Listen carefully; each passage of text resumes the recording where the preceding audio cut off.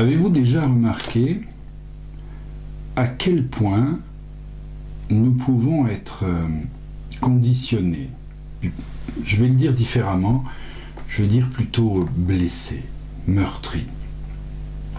En général, on arrive à diminuer la douleur, à banaliser la blessure, en fonction de l'habitude, en fonction du principe du quotidien. Vous savez, dans certains pays riches, quand on est en situation de moins gagner d'argent, on appelle ça une crise. Mais les 3/4 des gens de la planète vivent dans des situations bien plus de crise que ce que les pays riches appellent la crise. Parce que, et ces pays n'appellent pas ça la crise, ils appellent ça le quotidien, la survie. Il faut se débrouiller pour trouver à manger aujourd'hui, se débrouiller pour essayer d'éviter la mort de tel enfant, etc.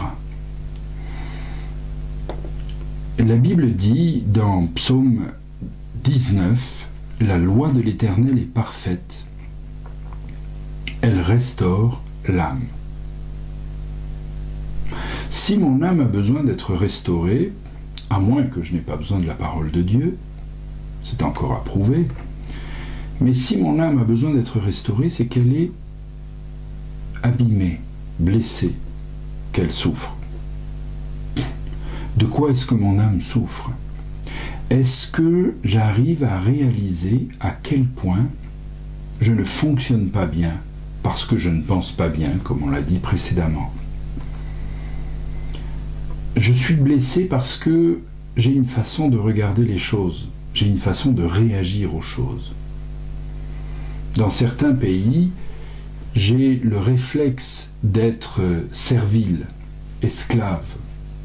Dans d'autres, j'ai le réflexe de chercher à paraître, à impressionner, à être beau, à être avec une voiture impressionnante aussi.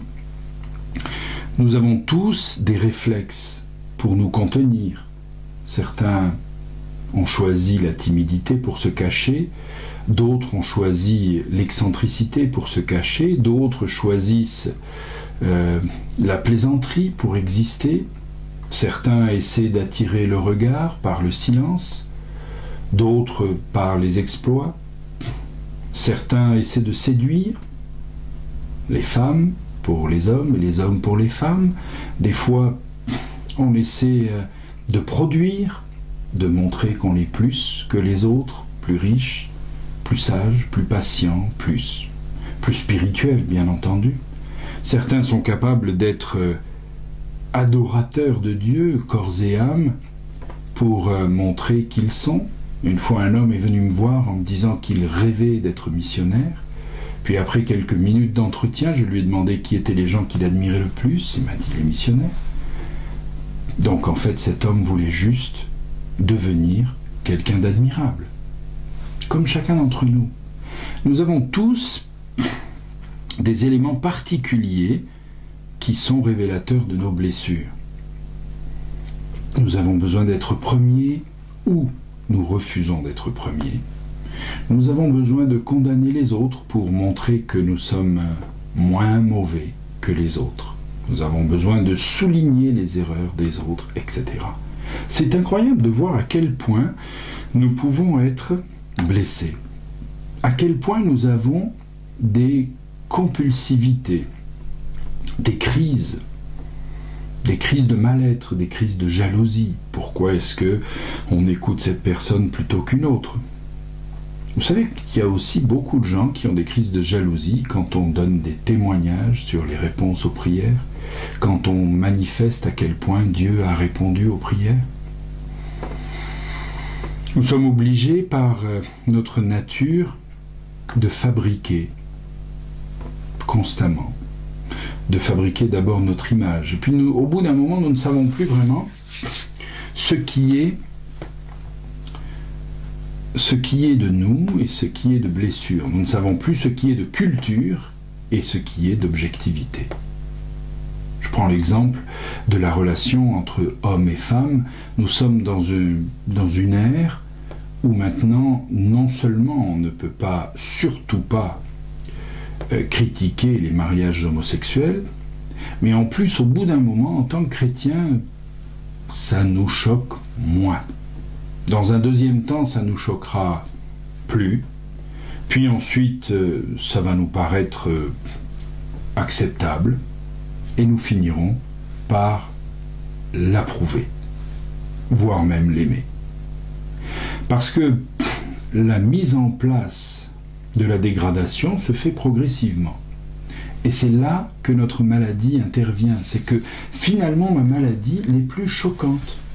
Vous savez, certains parents peuvent insulter leurs enfants et les dégrader en utilisant un verbe d'état quant à ce qu'ils sont. Tu es un petit vaurien, tu es méchant, tu es un petit monstre, mais c'est pas possible de réagir comme ça, mais t'es pas normal, etc. De balancer toutes ces choses aux enfants sans réaliser la destruction, sans réaliser l'aspect prophétique qui est envoyé sur l'enfant et qui va construire son identité. Dans certains cas, nous allons avoir des relations avec les gens autour de nous et nous allons communiquer des choses sans nous en apercevoir. Et quand nous allons parler de l'importance de la parole de Dieu qui doit restaurer notre âme, c'est que notre âme a été victime de notre façon de penser. Et notre façon de penser a fait des dégâts, donc notre âme est fragilisée et nos émotions réagissent là où elles ne devraient pas réagir. Nous sommes fragiles émotionnellement et nous ne supportons pas d'être mis en situation peut-être qui va déstabiliser nos émotions. Donc tout est organisé. Puis quand on devient adulte, on a tellement de ces réflexes qui sont forts, c'est que c'est difficile pour un adulte de reconnaître et puis d'accepter qu'il y a un travail à faire. En général, la raison pour laquelle les psychiatres et les psychologues ont des fois de grosses difficultés avec les gens, c'est que les gens viennent très tard. Ils viennent quand la crise est installée, quand le système de crise fait partie du quotidien. Et là, on vient chercher de l'aide et il va falloir travailler. Bien entendu que si on avait pu prévoir bien à l'avance, mais vous savez comme c'est, les gens ne vont à l'église que quand ils sont en miettes, les gens ne vont chez le psy que quand ils sont en crise, et que la crise est quelquefois même suffisamment consumée, on ne réalise pas que nous avons besoin d'être restaurés. Puis le miracle de Dieu, il se situe là-dedans. Il y a une bonne douzaine de mots dans la parole de Dieu, dans les textes originaux, qui parlent de la restauration. Le concept de restauration dans la pensée de Dieu, c'est de redonner à quelqu'un un état supérieur à celui qu'il avait avant la dégradation. Ça, c'est extraordinaire.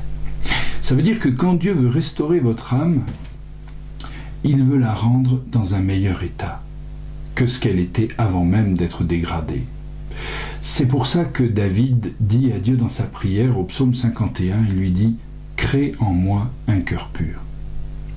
Ne corrige pas mon cœur, ne le répare pas, crée à partir de rien. Bara en hébreu, c'est créer à partir de rien. Installe un cœur complètement nouveau dans ma vie, pour que je puisse avoir une nouvelle appréciation des choses, une nouvelle relation avec les gens et avec les situations. La loi de l'Éternel est parfaite, elle restaure l'âme. Chers amis, on a vraiment besoin d'être restaurés. Vous qui êtes chrétiens depuis si longtemps, vous pensez que vous avez tellement entendu de culte que vous n'avez plus besoin d'être restauré, peut-être ? Vous pensez que vous avez entendu tellement d'enseignements que vous n'avez plus besoin d'être enseigné. Peut-être vous pensez que vous avez tellement vu de choses ou tellement compris. Vous savez ce que c'est, la prière, la guérison. Vous avez vu des situations où Dieu a répondu, d'autres où Dieu n'a pas répondu. Vous avez vu des couples, des mariages, des enterrements. Vous avez tout vu. peut-être vous pensez que vous n'avez pas besoin d'être restauré. Nous en avons tous besoin et constamment. La Bible nous enseigne que nous avons besoin d'être nourris de la pensée de Dieu, nourris de restauration. Notre mission entre nous, c'est de nous restaurer les uns les autres. Cessons de regarder qui y arrive et qui n'y arrive pas. Relevons les gens qui viennent de s'écrouler. Relevons-les. Peut-être vous pensez qu'il ne faut pas les relever parce que sinon ils vont retomber. Et alors, est-ce que vous ne retombez pas, vous? Peut-être vous pensez que c'est trop facile, il n'y a qu'à pécher et puis quelqu'un va nous relever. Bien sûr, et vous ne péchez pas, vous? Vous aimeriez qu'on vous traite comme vous traitez les gens, peut-être? Nous avons besoin de restauration, nous avons tous besoin d'être relevés. Relevons-nous les uns les autres. N'essayons pas de cacher nos échecs ou cacher nos blessures ou cacher notre être avec la religion. La religion ne cache pas, elle enfonce. Alors, apprenons à être les porteurs de la loi de l'Éternel, en étant parfaits en restauration d'âme. Restaurons l'âme les uns des autres. Est-ce que nous arrivons à restaurer l'âme des autres, ou est-ce que nous sommes juste là placés en juge, en disant qui a fait comment, et qui fait bien et qui fait mal, et je vais prier pour que tu fasses moins mal, etc., etc. Restaurons-nous, soulignons ce qui est réussi, soulignons ce que les autres arrivent à faire, même si c'est très peu, même si c'est un embryon de succès. Il vaut mieux soutenir et valoriser un embryon de succès que de décrire un océan d'échecs.